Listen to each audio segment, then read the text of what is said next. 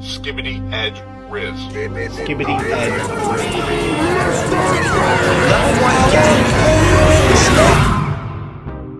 Brain rot. Out of all the issues that plague our society, this is by far the most dangerous, as it makes kids slightly more annoying.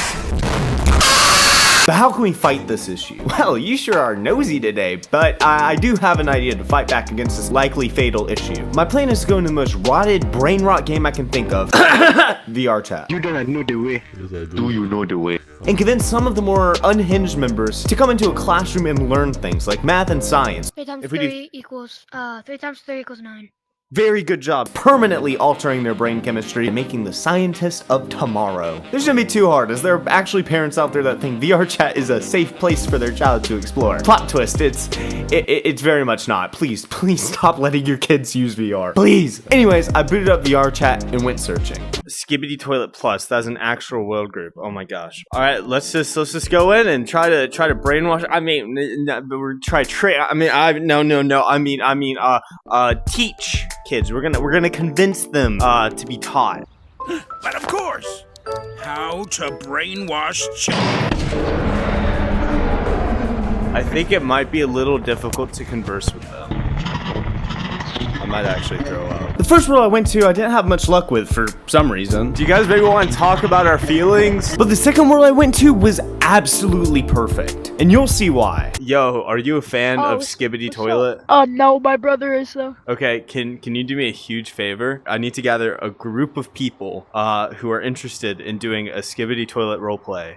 Can you help me? I'm Spider-Man. Yes, I can. And especially because you're Spider-Man. How would you guys like to join a Skibidi Toilet roleplay where we discuss and talk about Skibidi Toilet? Yeah, I like Can you guys like round up like a couple more people? Like 1 or 2 more would be amazing. Just say I'm popular.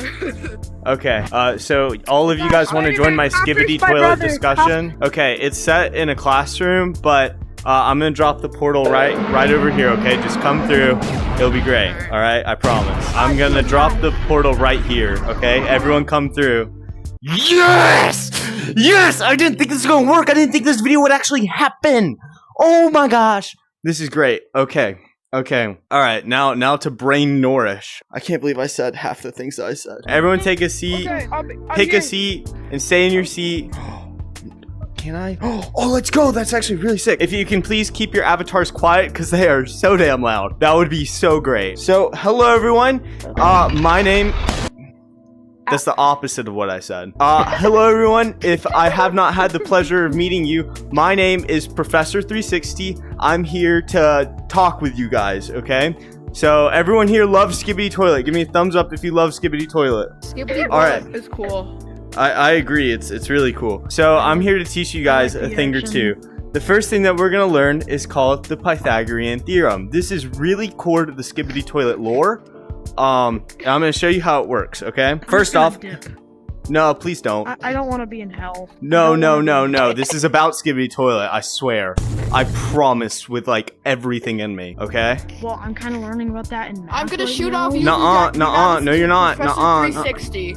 Yeah, what's up? You say Okay. but I don't know what you're saying. So first, who knows what the Pythagorean theorem is for using Skibidi Toilet words? Yes, you. What is it for? it's not. Okay, that is incorrect. I'm gonna show you guys, okay? Let's say we're in... No, don't laugh at me. Okay, do you guys want to learn or not? Okay? Alright, don't answer that. Don't answer that. Okay, so let's say we have this city block. We'll say the toilets are on this side, okay? And the cameramen are on this side, okay? Well, which route do you take? Do you take the one down here where you go down the side and across, or do you take this one? You go through the middle. Exactly, but why is that the case? Why do we know that this is shorter? It's the fastest route. Exactly. Oh, Please raise your hand. Yes. Speak up. Damn it, I forgot what I was gonna say. That's fine. Okay, so let's say that we know the distance here. Let's say that the distance is represented by the letter A, as in cameraman. Let's say this length is represented by the letter B, okay, as in Skibidi. All right, so how do we know what this distance is? If we say this distance is the letter C, that's not very nice. I'm leaving. All right, so he's a loser. We don't want to be like him. He's a loser, has no friends, has no... Why are you teaching us math? Stop teaching us math. I'm literally on spring. Oh, that's crazy. Where'd he go? Anyway, so if this distance is equal to A, this distance is equal to B, and this distance is equal to C, we can calculate what this distance is by using the following equation, and this is known as the Pythagorean theorem. This is very useful to the skibidi toilet lore. If we do C squared is equal to, does anyone know what comes next? All right, that's totally fine. All right, it's equal to this distance, which we said was A, and then we square that one as well, plus this distance, which we said was B. So let's do a quick example problem, okay? Let's say that A is equal to 2 and B is equal to 3. How would we find the distance of C? We plug these numbers into here. So because A is equal to 2, we do 2 squared plus, and then we said B is 3 squared. So basically you take the number that you're squaring and you multiply it by itself. So for example, we have 2, so we do 2 times 2. Who knows what that's equal to? Yeah? 4. 4? Yeah, great job. All right, so now if we do the same thing for 3, what will that give us? 3 times If we 3 equals 3 times 3 equals 9. Very good job. So now our answer is equal to 4 plus 9. Who knows what 4 plus 9 is? 13. 13. But we have one more step. Excuse me? Yeah, what's up? I have a question. I would love to hear it. Why is there Russian up there? Propaganda. We still have one more step. All right, the C is squared. So how do we get rid of that? Well, then we use something that's called a square root. And the symbol for it looks like this. All right, all we do is put the 13 in this square root, and there's our answer. The distance of C is equal to the square root of 13. Does anyone have any questions about how we got that answer? Basically, we know that this number is less than both A and B together, so C is going to bring us a direct line to the toilets. So I'm gonna erase this and we're gonna go to what you said about defending ourselves from them, okay? All right, so the question was, how do we defend ourselves against the toilets? Well, one thing that is different from us than it is from the toilets is that we are alive. We are living beings with consciousness and goals and ambition and like all these amazing feelings that come with being a human, like happiness and depression. We're going to define what makes us alive. So I'm going to draw something here, and please let me know if you think you know what it is. But I'm just going to draw something real quick here. This is a picture of a cell. Now, cells are little tiny things that actually make up our bodies. Isn't that also linked up with atoms? The atoms In a way, yes. So pretty much they're just the main building blocks of life.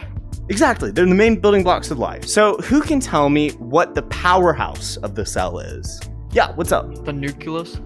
Very close. The nucleus is in the center, but it's not quite the powerhouse. The powerhouse is what we call the mitochondria. Now, that's a big word and it can be a little intimidating at first, but I promise the mitochondria is your friend. This is the main thing that keeps us defended from the toilets. Everyone with me so far? Yes. Everyone give me a thumbs up if you're on board. Awesome. So I know all this defending stuff and skibidi toilet stuff. So so you're saying that our cells inside our body like can be a defense to like the skibidi toilets and like some way of thinking, a way of like a weapon to kill them, something like that? Not necessarily a weapon, but more of a defense mechanism, because toilets are very gross and yucky, right? So we're going to need a powerful immune system to defend ourselves, and that comes straight out of your cellular health. Who can tell me what the 3 states of matter are? Liquid and gas. Solid, liquid, and gas, exactly. So we have a solid, which will represent by this cube, which we'll call an ice cube. Okay, water is an example of a liquid, so we'll draw this puddle, okay? And then a gas, we'll call that steam. You know when like you boil water, it turns into like steam? Yeah. That's an example of a gas. So for a solid, atoms are really, really close together. They're like best friends. They don't want to separate. That's why solids are a little bit like harder to break. Like think of like an ice cube, for example. It's really hard to snap an ice cube in half, right? But water, you can just like run your hand through it and it lets you, right? So water, the atoms are a little bit further apart. They're not quite best friends, but they don't really hate each other. For a gas, the atoms do hate each other. That's why gases are a little hard to see, because it's just so spread out. So they're really far away, don't like each other at all. Now, what we can do with this is if let's say we have a solid and transform it into a gas really, really quickly. All of those atoms are going to spread out really, really quickly. and if we have those in a container, it can cause a force in one direction. Think about if you had a Coke bottle, okay, with Mentos. All right, when you put Coke and Mentos together, it creates a gas. And what happens when you put Coke and Mentos together? It technically explodes, but not really. But it just they separate. They both separate. Exactly. It pushes all of the liquid out of the bottle, right? This goes into a little bit of physics where it says that high pressure always moves to low pressure. And when you create a high pressure by making a bunch of gas expand inside of the bottle, it wants to travel out to that low pressure. And so that's what happens when you move Coke and Mentos. Yeah, what's your question? So pretty much it's considered a chemical reaction. It is a chemical reaction, exactly. When that gas is created, it creates a lot of heat. And that's why it burns so bad when you touch it. That's also why steam is a lot hotter than water. You obviously don't want to touch steam, but water is typically fine to touch. So using fire, we can defeat the toilets. One good thing about heat is that it also gets rid of those nasty diseases we were talking about. That's why when you have a cold, you get really hot because your body is trying to heat up to destroy that disease. Does that make sense? I had to speak to my mom about something, so I had to block all you. Sorry. Awesome. Does she know that you're in class? Yeah. Wonderful. She knows that you're in a class with Spider-Man as your teacher? Yeah. She said, what are you doing? I said, I'm learning about skibidi toilet, and then she just left. I would have done the same thing. She doesn't even know what skibidi toilet is. She just said, alright, bye. It's probably good for her. Anyway, all right, awesome. Everyone's like staying up with math, reading all of that? Yeah. Yep. That's awesome. Because, you know, as Spider-Man, I make my own web fluid, and I couldn't really do that unless I stayed in school, went outside, and touched grass. Speaking of grass, you want to learn about science? Oh, yeah, science is my favorite subject. Yeah, that's awesome. Yeah, science is amazing. We're going to learn about our next science topic, and this one is actually related to grass. So humans and cameramen and toilets all have to do one thing to grow and live. Do you know what that is? If you guys do, well, I'll throw you guys a pizza party at the 5 Nights at Freddy Pizzeria. How does that sound? Domino's. Okay, we can do Domino's too. We can have them deliver. Yes! But we can do it with Freddy the Five Bear, Bonnie the Bonnie Bon, Chica the Kitchen, and Foxy the Fox Pirate. Rah! One thing that we see grow and live and thrive that doesn't eat is plants. So how do you guys think that they do it? Oh, they get their energy from the sun. They do get their energy from the sun. And we're going to talk about how exactly that energy process works. You know, with cameramen and toilets and stuff, energy is very, very important because they aren't quite like normal humans. So we're going to talk about how some other real life things manage to convert energy into their bodies so that maybe we can kind of learn about how this happens in the skibidi world. All right, so let's draw ourselves a nice leaf, okay? All right, so we're going to talk about how exactly it transforms light, which is all around us, by the way. There's light coming through this window. There's light emitting from this guy. Like there's light everywhere. So how come plants can use it to transform energy, but we have to eat? That's kind of weird, don't you think? Here comes a light ray. We'll say that it's coming from the sun and it hits the leaf. What happens is a process called, does anyone know what the process is called? Yeah? Photosynthesis. Photosynthesis. Wonderful job. There is energy stored in light. And how do we know this? Well, what happens when it's really cold inside and you go out and step into the sun? You become warmer as you become absorb warmer. the heat. Exactly, and the way that we know that there's energy in light is because we heat up from it.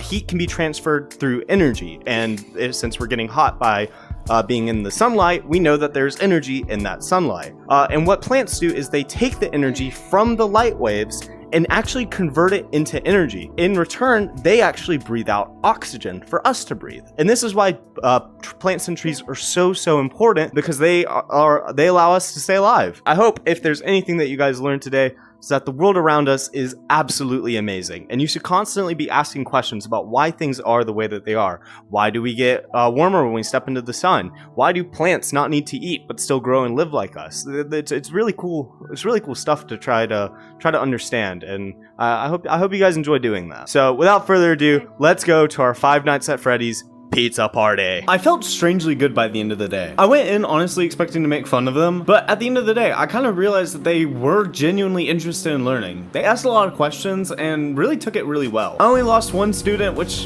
you know, is pretty darn good and actually kept them in the class for a total of about 40 minutes. So let's just say they deserve this pizza party. But I think the most important thing that came out of this day is I got some new subscribers. All right, welcome to Freddy Fazbear's Pizzeria. Yay, pizza! Yay!